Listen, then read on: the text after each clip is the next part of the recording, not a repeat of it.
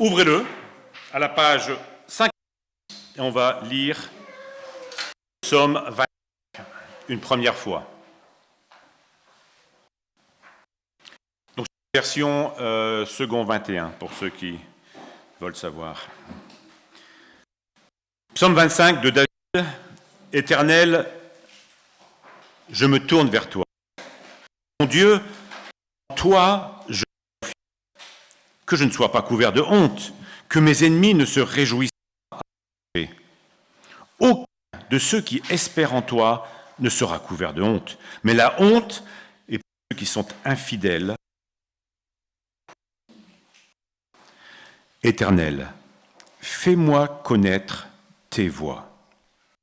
Enseigne-moi tes sentiers. Conduis-moi dans ta vérité et instruis. Tu es le Dieu de mon salut. Je m'attends à toi chaque jour. Éternel, Éternel, souviens-toi de ta compassion et de ta bonté, car elles sont éternelles. Ne me souviens pas des fautes de ma jeunesse, de mes péchés. Souviens-toi de moi en fonction de ton amour, à cause de ta bonté. L'Éternel est bon. C'est pourquoi il montre aux pécheurs la voie à suivre. Il conduit les humbles dans la justice. Il leur enseigne sa voie. L'Éternel, son bonté et fidélité pour qui garde son alliance et ses commandements. C'est à cause de ton nom, Éternel, que tu pardonneras ma faute, car elle est grande.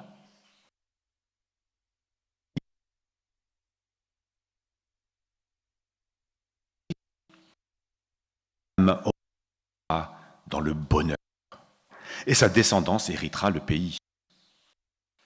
L'Éternel confie ses secrets à ceux qui le craignent, fait connaître son alliance.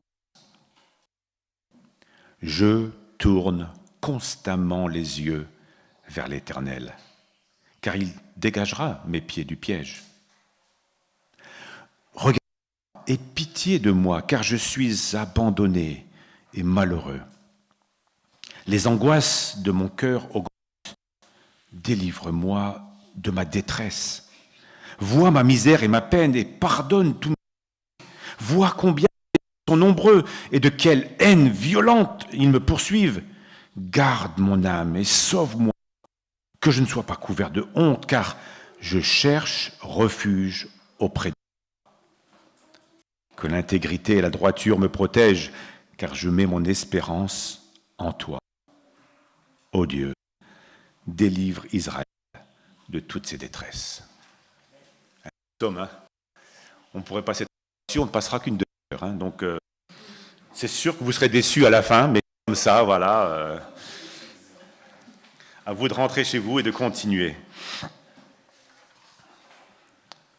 J'ai lu une excellente étude de ce psaume par un de mes auteurs préférés, le fameux JP, John Piper, et je m'en suis inspiré dans mes différents commentaires. Alors, ce psaume aborde plusieurs thèmes, mais l'un d'entre eux domine nettement. Je ne sais pas si vous avez vu ça dans cette première lecture. Ce psaume parle du péché, vous l'avez vu, on l'a chanté, ça correspondait bien. Il parle du pardon de Dieu des péchés. Ce psaume aborde aussi la question de l'ennemi, on va revenir, la solitude, la confiance en Dieu, bien sûr, mais ce psaume parle surtout d'un thème, d'un sujet. Ça revient et ça revient. David cherche auprès de Dieu quelque chose en particulier, et c'est l'objet d'un chant qu'on chantera après ce message.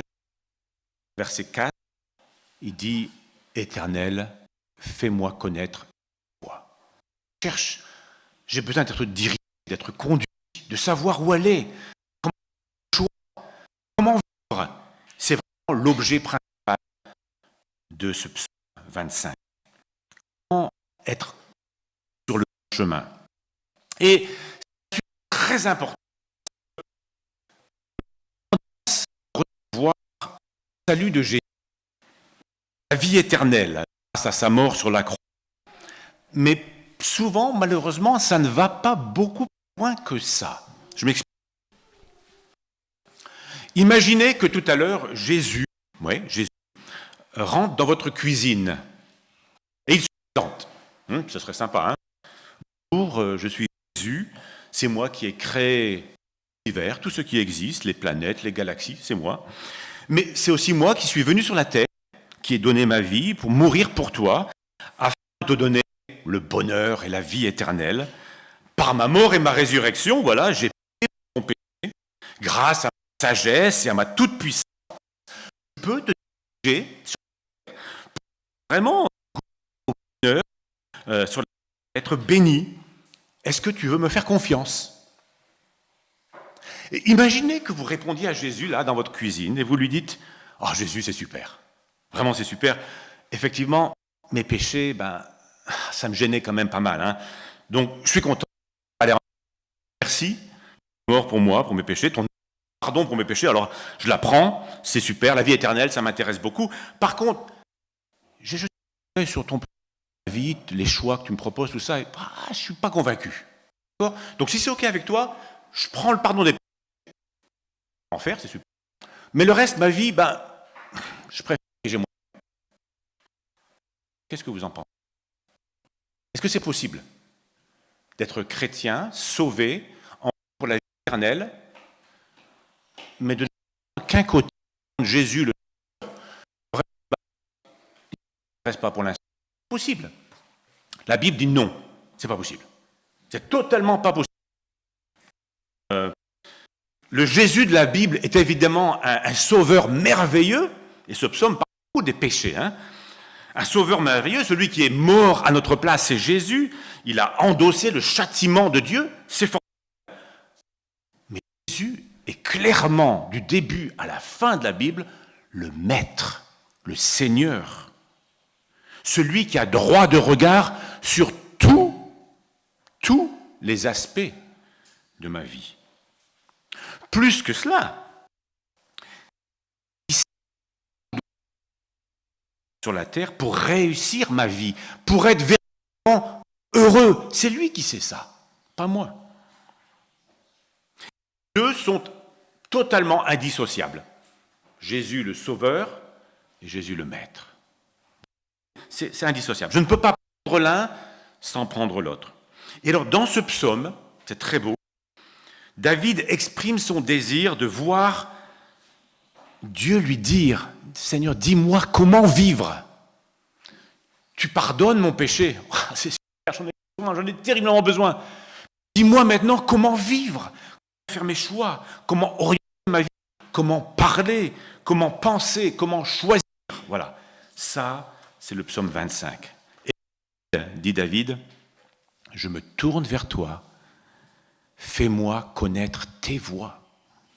Enseigne-moi tes sentiers. Conduis-moi, instruis-moi. Toi, chaque jour. Pas juste une fois, le passé, quand j'ai dit pardonne mon péché. Mais maintenant, chaque jour, je m'attends à toi. » Alors, on regarde le psaume de plus près. Un premier point, ressenti, première lecture, c'est la situation se trouvait David. Point. Situation de David. Est-ce que quelqu'un pourrait me donner quelques éléments du psaume qui nous disent quel type de situation, à quoi faisait face alors qu'il écrit ce psaume? Qu'est-ce qu'il avait devant lui? Quel était, on pourrait dire, dans un langage plus moderne, quelles étaient ses problématiques? Voilà, ennemis, très bien. Premier point, c'est ça, évidemment, il avait des ennemis. On ne sait pas. Mais ces deux, il dit que mes ennemis ne réjouissent pas à mon sujet, mes ennemis. Et après, tu cites effectivement le verset 19, vois combien les ennemis sont nombreux, et pas seulement nombreux, et de quelle haine violente ils me poursuivent. Puis on pourrait même regarder le verset 15. Verset 15 dit, je tourne constamment les yeux vers l'Éternel, car il dégagera mes pieds du piège. Les ennemis, ben, ça met des pièges. Alors, des ennemis, c'est des gens, des situations qui lui veulent du mal ou qui lui font mal. Ils sont nombreux, ils le haïssent violemment, ils lui tendent des pièges. Notre vie sur la terre n'est pas, comme certains disent, un long fleuve tranquille. Règne, ça c'est vrai. Si quelqu'un vous a dit un jour, suis un long fleuve, menteur, parce que la Bible les ennemis, ça fait partie de la vie. Les ennemis peuvent prendre toutes sortes de formes. Ça peut être des gens qui vous en veulent, vraiment, des gens qui ne peuvent pas vous piffrer, mais très souvent, les maladies, la maladie, c'est un ennemi. La mort est un ennemi. On fait face à ça. L'angoisse suscitée par la maladie ou la mort, c'est un ennemi. Ça peut saper de l'intérieur. Les tentations sont des ennemis. Le diable est un ennemi. Et il nous met sur la route des pièges, comme David dit. Il me tente des pièges. Le diable peut vous mettre des pièges et vous tombez dedans. Voilà. Ils sont des ennemis. Donc David se tourne à Dieu très souvent et il prie, Éternel, face à ses ennemis, face aux tentations, face à la maladie, face aux gens qui m'ont... Je me tourne vers toi, mon Dieu, et en toi je me confie. C'est le premier point. Première situation qui est clairement présentée dans le... Quelqu'un peut remarquer d'autres éléments que David présente comme étant partie de sa vie et qui fait qu'il crie à Dieu. Bien. Comment? Quel verset?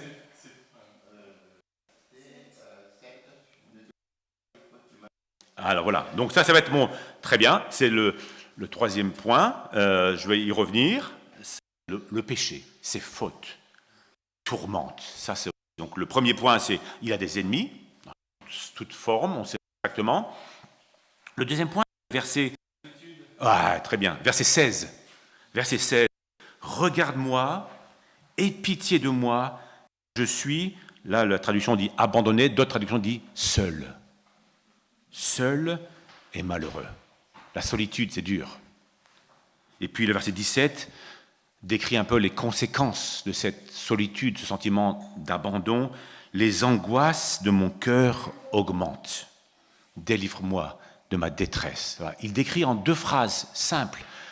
Il dit non seulement j'ai des ennemis, mais face à toutes ces difficultés de la vie, tous ces ennemis, je me sens seul et abandonné. Et ça, je pense que à différents moments de notre vie, on sent cette solitude. Face à la maladie, on se sent parfois seul et démuni. Face à la vieillesse, peut-être, on se sent seul et abandonné. Et on a du mal à vivre ça. Notre corps a du mal à prendre, accuser le choc, c'est difficile. Un sentiment d'abandon. Même peut-être parfois un style d'une vie chrétienne engagée et radicale. Ben, quelque part, vous perdez des amis. Alors, ouais, non, là-dessus, je ne le suis plus. Il est trop radical dans sa foi. Et vous vous trouvez seul. Et c'est parfois compliqué de vivre cette solitude. L'apôtre Paul a connu ça. Celui qui voyageait à travers le monde entier, j'avais l'impression que tous les gens étaient ses amis. Il se retrouve en fin de vie et il est seul. C'est fou. 2 Timothée 4,16, l'apôtre Paul dit « La première fois que j'ai eu à présenter ma défense au tribunal, personne n'est venu m'assister. » Et Paul ne ment pas, il n'exagère pas. Personne. Il était tout seul à l'un des moments les plus difficiles de sa vie. Il était au tribunal, jugé. Il allait mourir. Et il a joué. Tous m'ont abandonné. C'est exactement ce dont parle ici David. L'abandon, la solitude. Ça, c'est la deuxième situation dans laquelle David se trouve. La première, les ennemis, les difficultés. La deuxième, la solitude. Et la troisième situation, Benoît l'a dit, elle est très très présente dans ce psaume. C'est son péché. Son péché le tourmente, l'angoisse. Donc pas seulement les choses de la vie, la peur face aux différents ennemis, entre guillemets. Regardez le verset. il revient sur ça à travers tout le psaume. Verset 7. Ah, Dieu, ne te souviens pas des fautes de ma jeunesse, de mes péchés. Souviens-toi de moi en fonction de ton amour, de ta bonté éternelle. Verset 11. C'est à cause de ton nom éternel que tu pardonneras ma faute. Et il ajoute, elle est grande. Pas juste un péché, c'est grand. Puis verset 18. Vois ma misère et ma peine et, oh, s'il te plaît, pardonne tous mes péchés. Donc c'est intéressant de voir que dans ce petit psaume de quelques versets, d'une part, le psalmiste parle de ses ennemis, et nous avons tous, je répète, des ennemis, des situations difficiles, que ce soit les tentations, que ce soit la maladie, que ce soit les gens qui nous entourent, que ce soit...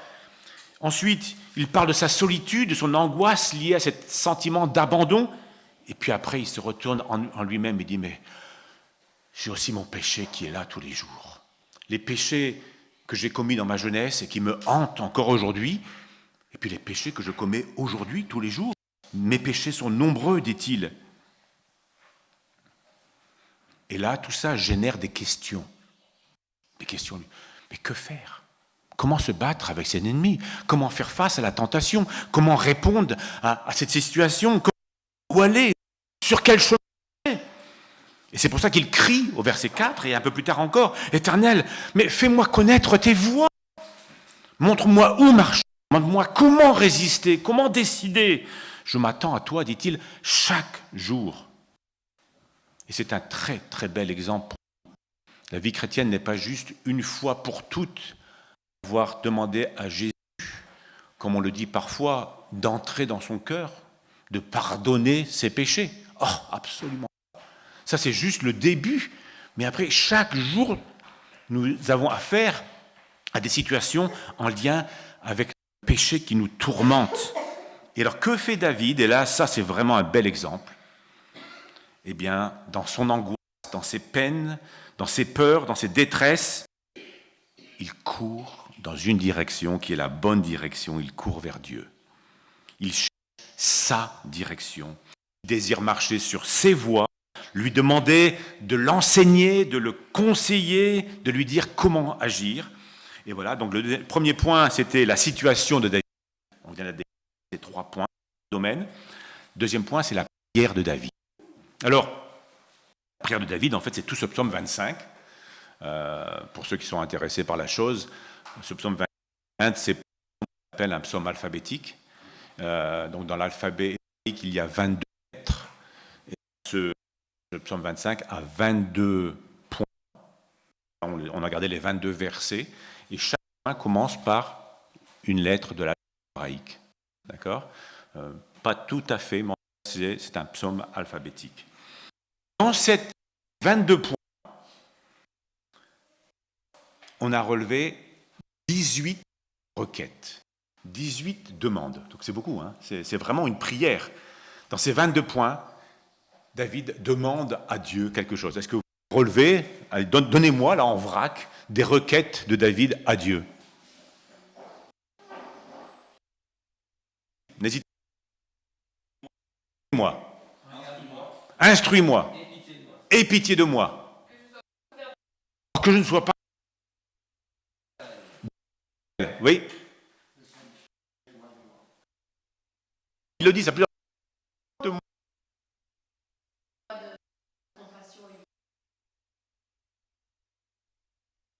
Souviens-toi de ta compassion.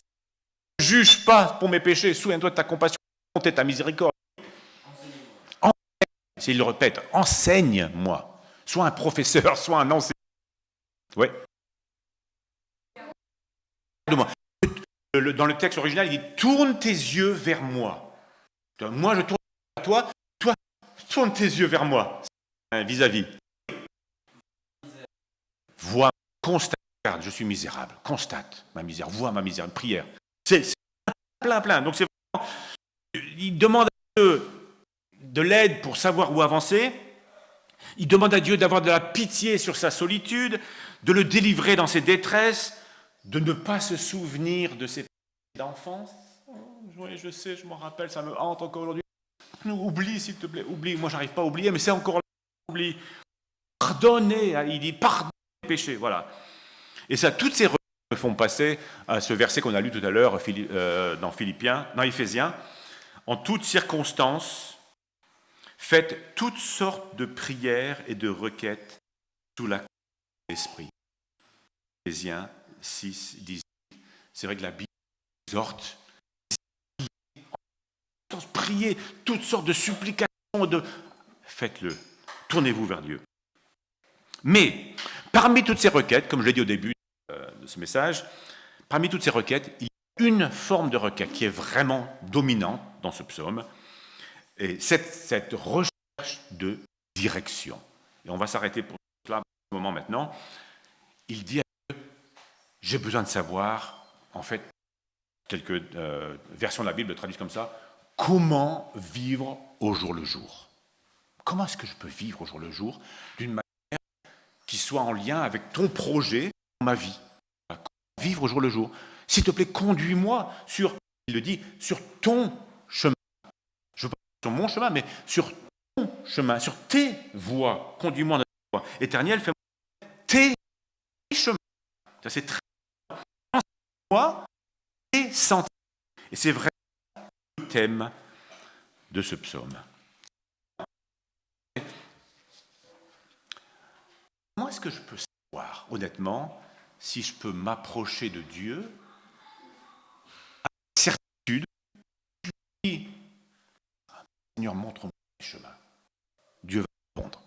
Ou est-ce qu'il me laisse? Bah non, débrouille-toi, vis ta vie comme hein? Tu peux, puis on verra un jour, je ferai l'addition. Est-ce que c'est comme ça que Dieu agit avec nous? David dit non.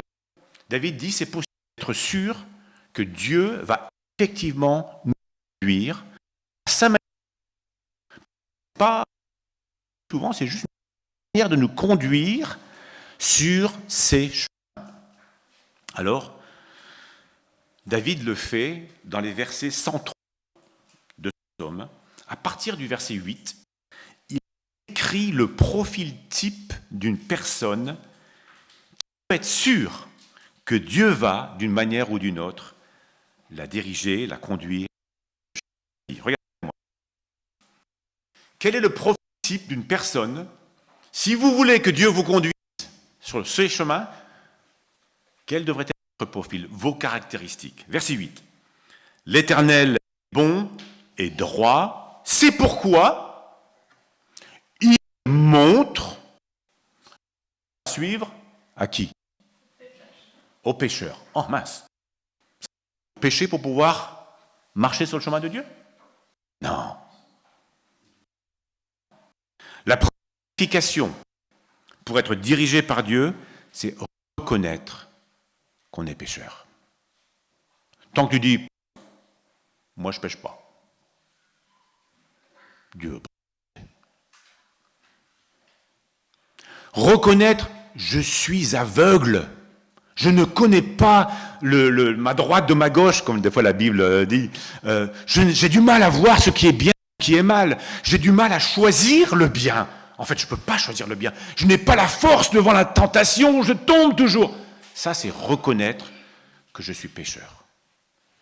Et David dit, et il a droit, complètement raison, l'Éternel est bon et droit. C'est pourquoi il montre aux pécheurs la voie à suivre. David reconnaît dans ce psaume, et vous l'avez déjà couvert, reconnaît et il confesse son état de pécheur. Car Dieu aime diriger les pécheurs et reconnaître les péchés. Pourquoi l'est-il? Parce que ces pécheurs ne pêchent plus? Ou ils ne pêchent pas trop? Ou ils auraient un stade de... Non. Le début du verset dit, l'Éternel est bon. C'est juste à cause de la bonté de l'Éternel. Il nous voit nous dépatouiller dans notre... et à faire les bons choix. Il dit, mais tu as besoin de moi? On dit, j'ai besoin de toi. Je suis pécheur, je suis aveugle, je suis incapable de faire le bien. Alors je vais te diriger. Celui qui veut être dirigé par Dieu pour faire les bons choix et vivre comme il faut, il reconnaît. Dieu est bon et droit. Il n'attend pas que nous soyons parfaits. sans péché, pour nous entendre et pour nous diriger. Ça, c'est le premier point, pécheur. Deuxième point, verset 9.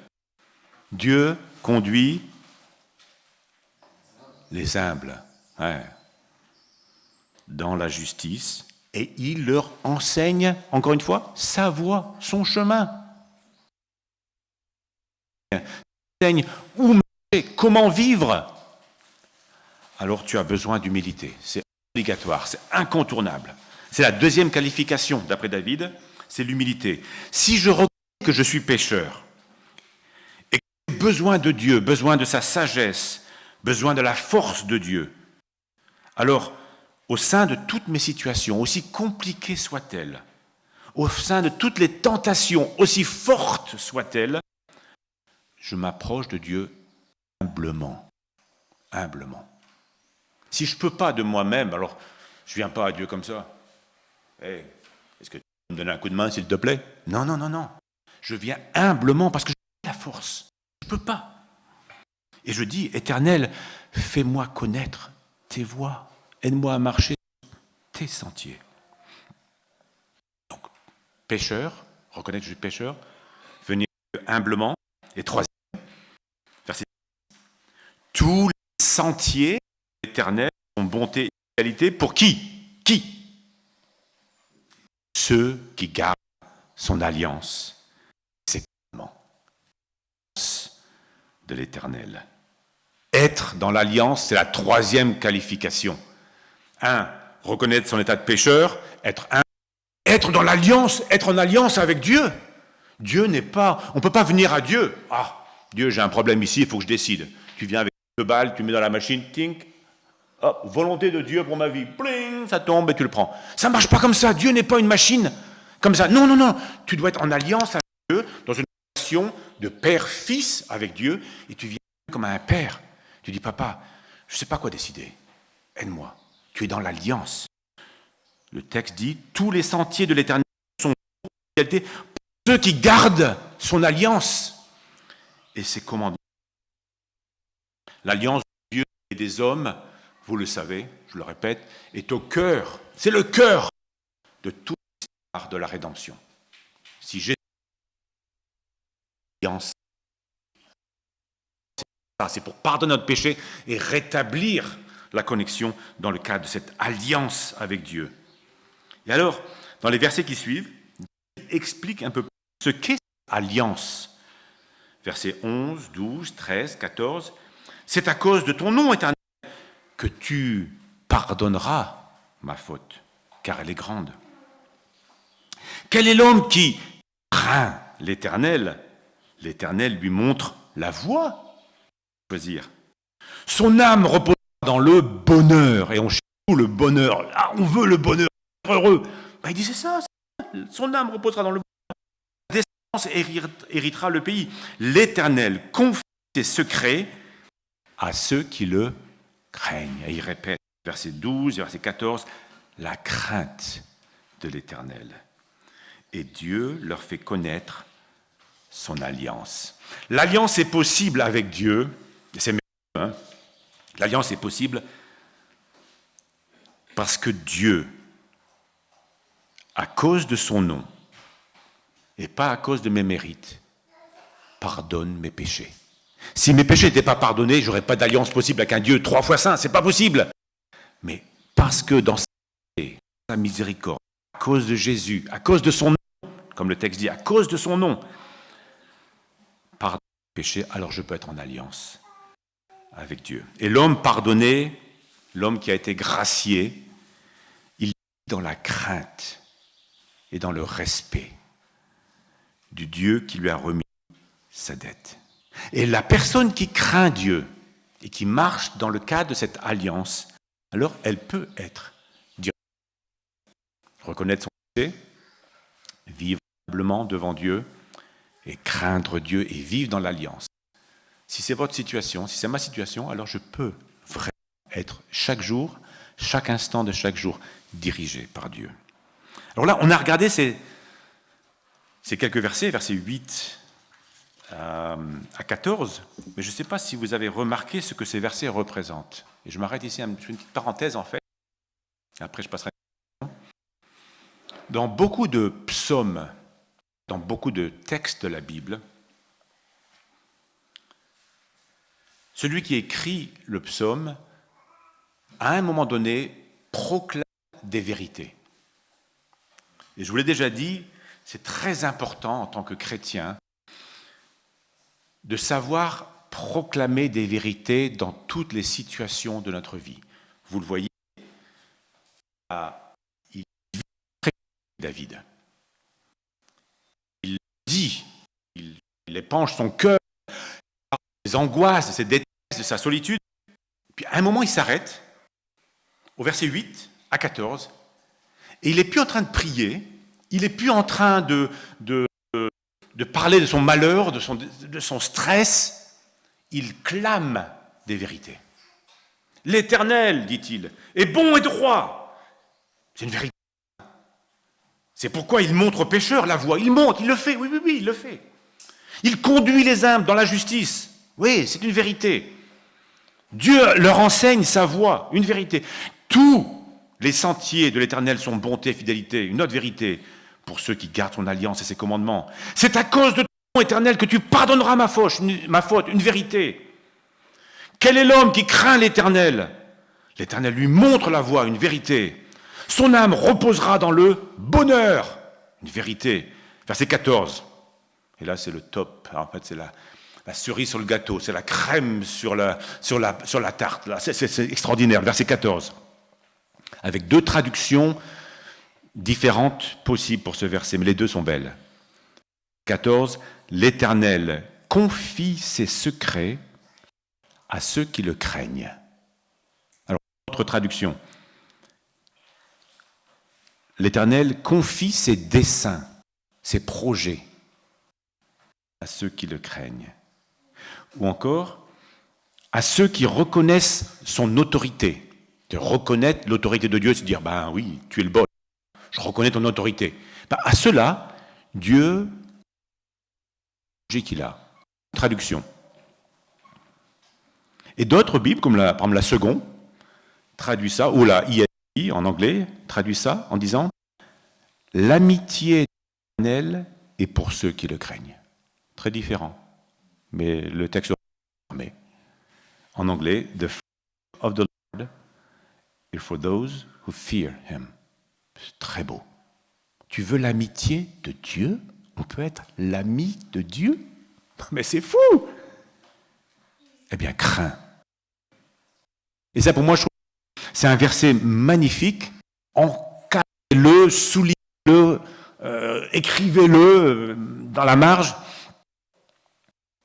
L'amitié de Dieu, c'est pas comme l'amitié d'un pote sur la terre. Hé, top là, mon pote, on va boire une bière ensemble? C'est pas Dieu, ça. L'amitié de Dieu est profonde. L'amitié de Dieu est pour ceux qui le craignent. Si je veux être l'ami de Dieu, le craindre, le respecter. Les deux vont ensemble. Les deux vont de pair. Alors voilà, ce que je veux dire par ça, cette petite parenthèse, c'est que au plus profond de nos détresses, nous avons besoin régulièrement de nous prêcher à nous-mêmes les vérités de la Bible, de clamer ces vérités. Dieu est comme ça, et ça ne change pas. Il est comme ça. Et on le trouve dans toute la Bible. Il y a un texte de la Bible qui est parmi les plus déprimants, les plus difficiles à vivre. C'est le titre l'indique, les lamentations de Jérémie. Les lamentations de Jérémie, il est en train de voir le pays ravagé par les Babyloniens. Il n'y a plus rien qui va rester, ça va être la totale. Et il décrit, il dit, c'est terrible ce qui se passe. Au fond de son angoisse, qu'est-ce qu'il fait? Lamentation 3, verset 21. Voici, dit Jérémie, je veux méditer, ou d'autres textes disent, ce que je veux me remettre en mémoire, ou encore, ce que je veux me rappeler afin de garder espoir. Ah, c'est ça, c'est ce réflexe au fond du espoir, au fond de la tentation, au fond du problème, de toujours garder. Voilà, voici ce que je veux me remettre en espoir, me repasser dans l'esprit, Et qu'est-ce qui va se repasser dans l'esprit? Lamentation, on connaît ce verset. Voilà. Les bontés de l'Éternel ne sont pas épuisées, ses compassions ne prennent jamais fin. Et ça, je crois, ce réflexe-là est important pour tous les chrétiens de se prêcher ces vérités, des choses que vous connaissez par cœur.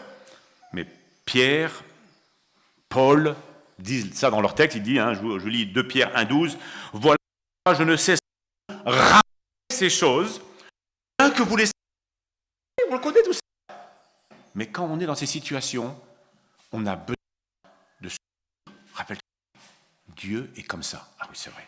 Rappelle-toi, il est juste, il est droit, il est amour, il est bonté, il est miséricorde. Oui, tu viens de tomber, tu viens de pécher.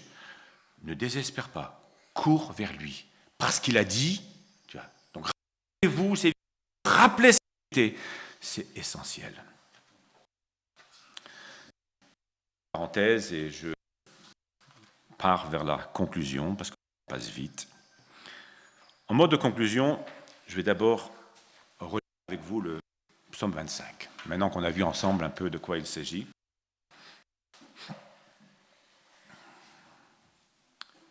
Éternel, et bien sûr, vous devinez, par les emphases que je fais en lisant, vous devinez les mots, les expressions que j'ai soulignées, entourées, encadrées,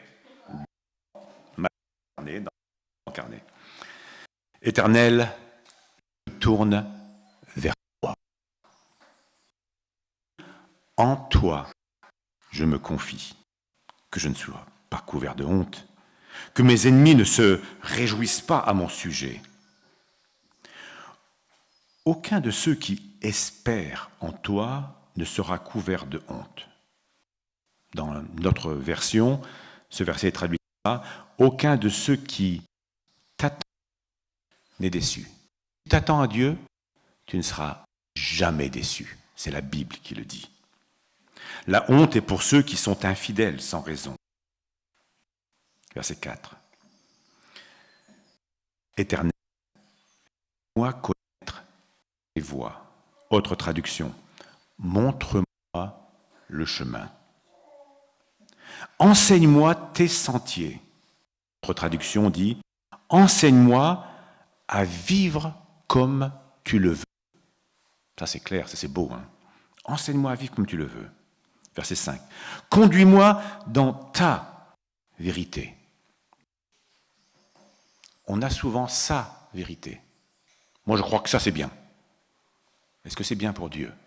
Sa vérité est bien plus importante, elle est suprême que la mienne. Qu'importe ce que je pense. Conduis-moi dans ta vérité. Car tu es le Dieu de mon salut. Je m'attends à toi chaque jour. Et on pourrait insister, ajouter, compléter chaque instant de chaque jour. Ça me fait penser à l'instant au papa de Hadi, qui est décédé il n'y a pas longtemps. Avant son décès, il avait parlé sur WhatsApp, ils s'étaient vus, ils avaient discuté, puis papa disait j'ai du mal. Puis one day at a time, un jour à la fois.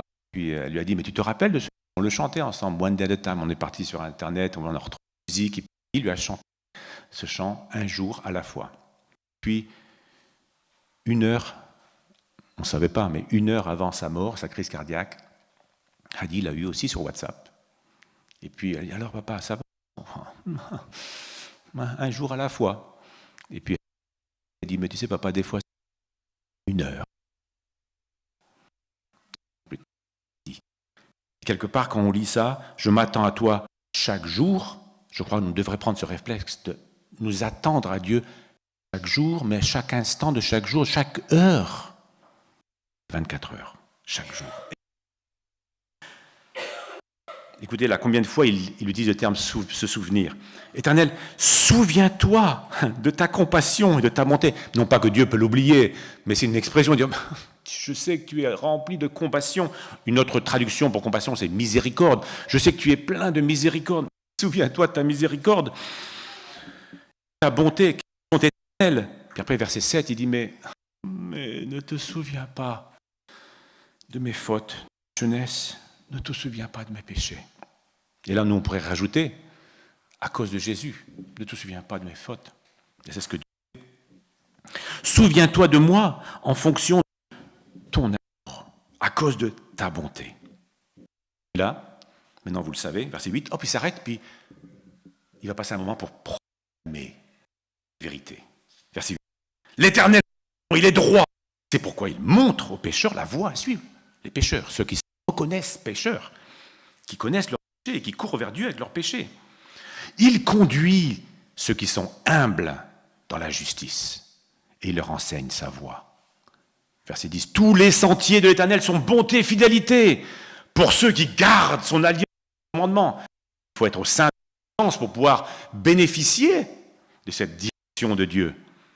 C'est à cause de ton nom éternel que tu pardonneras ma faute, car elle est grande. Ah oui, c'est à cause de lui, c'est pas à cause de moi qu'il va pardonner mes péchés. Quel est l'homme qui craint l'Éternel?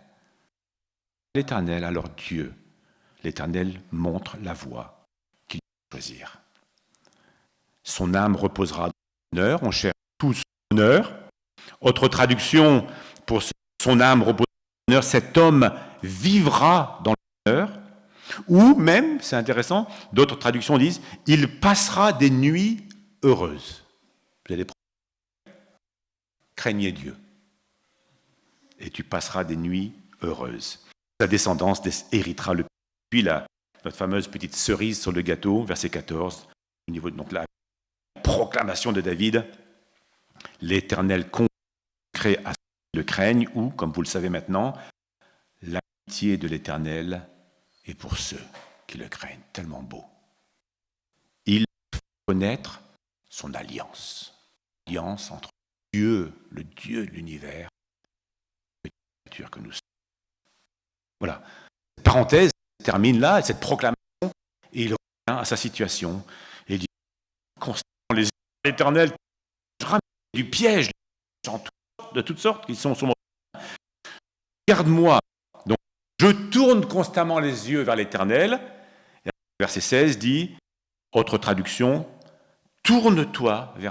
Je tourne mes yeux à l'Éternel. Moi et celui à donner est malheureux. Verset 17, les angoisses de mon cœur. Autre traduction, mon cœur étouffe de plus en plus. Et des fois, la vie est telle que on a du mal à respirer, le cœur en prend un coup.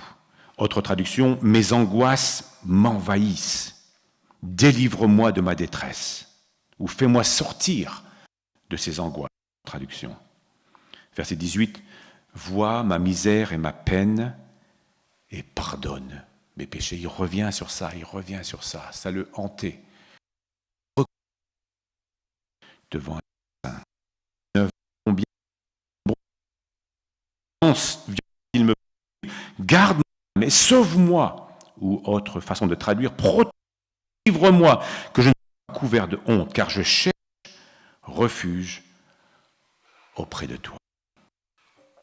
Que l'intégrité et la droiture me protègent, verset 21, car je mets mon espérance en toi. Autre traduction toute simple, je compte sur toi. Quand il y a quelqu'un, tu vas te compter, je compte sur toi. Hein. C'est pas pareil que de dire à Dieu, je compte sur toi. Et Dieu, ne déçoit jamais. Hein. Ô Dieu, délivre Israël de toutes ses détresses. Alors voilà, un très beau psaume. J'aimerais, en guise de fin, de conclusion, vous demander, vous reposer la question, est-ce que Jésus est-il ton sauveur? Est-ce qu'il a pardonné tes péchés? Si tu me réponds oui, c'est super. Mais aujourd'hui, quand tu fais face à tous les défis de la vie, à toutes sortes de décisions qu'il faut prendre, est-ce que tu as l'habitude, le réflexe de chercher son conseil, sa direction, chercher sa vérité, pas ta petite vérité, dans tous les domaines de la vie, et pas seulement dans les domaines les plus compliqués ou dans les domaines les plus spirituels, dans tous les domaines de la vie. Est-ce que nous avons le réflexe de poser la question? Je vous fais une petite liste, elle n'est pas exhaustive. Hein. Quel film ou quel type de film je devrais regarder? au cinéma, à la télé, sur mon ordi. Quel job je devrais faire? Avec qui me marier? Ou est-ce que je devrais ne pas me marier? Et si je me marie, qu'est-ce que Dieu pense? Combien d'enfants va-t-il me donner? Quels sont mes loisirs? Est-ce qu'on peut consulter Dieu, demander sa direction? Mais quel loisir? Pour que je sois vraiment heureux, qu'est-ce que tu penses? Où habiter? Dans quel endroit déménager? Quel type de voiture acheter? Oui, oui. Combien je devrais manger? Plus? Moins? Dieu? Est-ce qu'il a... Comment m'habiller? Est-ce que ça t'honore? Oui. Puis comment prier? Combien de temps passer dans la parole tous les jours? Est-ce qu'on a l'habitude de demander de parler à Dieu? D'avoir cette alliance qui fonctionne en permanence, chaque instant de chaque jour. David disait, Éternel, je me tourne vers toi, fais-moi connaître tes voies, enseigne-moi tes sentiers. On va prier. Seigneur, merci pour ta parole, merci pour David. Il n'avait pas une vie facile, ni au niveau de sa famille, ni au niveau de son royaume qu'il devait diriger, ni au niveau de son péché. Et on peut facilement, dans ce sens, nous voir en David. Et merci pour ce psaume très honnête.